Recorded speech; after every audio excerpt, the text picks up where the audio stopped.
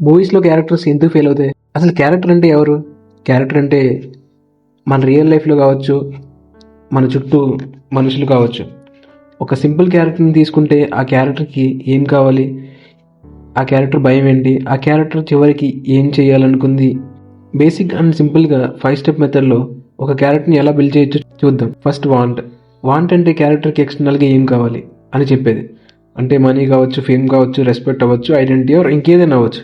మన క్యారెక్టర్ని ముందు నడిపించేది కూడా ఈ వాంటే.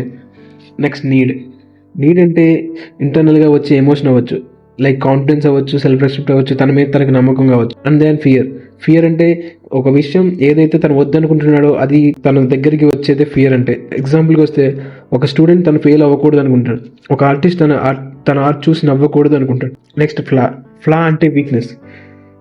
అది అందరికీ ఉంటుంది, అది క్యారెక్టర్ బిహేవియర్ కావచ్చు, మైండ్ సెట్ కావచ్చు. ఈ ఫ్లాసే క్యారెక్టర్ లైఫ్లో ప్రాబ్లమ్స్ క్రియేట్ చేస్తాయి. ఒక క్యారెక్టర్ ఎండ్కి వచ్చేసరికి ఎలా చేంజ్ అయింది, ఇక్కడ చేంజ్ అంటే ఫైనాన్షియల్ ఆర్ లైఫ్ చేంజ్ అవ్వడం కాదు, క్యారెక్టర్ ఇంటర్నల్గా చేంజ్ అవ్వడం. వాడికి ఉన్న ఫ్లాస్ అండ్ ఫియర్స్ని ఎలా ఓవర్కమ్ చేశాడు అండ్ ఈ జర్నీలో ఏం నేర్చుకున్నాడు, ఏం చేంజ్ జరిగింది అనేది క్యారెక్టర్ ఆర్క్ అంటే. ఇది జస్ట్ బేసిక్ మాత్రమే, దీని మీద ఇంకా వీడియోస్ చేస్తాను. క్యారెక్టర్ అంటే చాలా డెప్త్ ఉంటుంది, తెలుసుకుందాం. Thank you.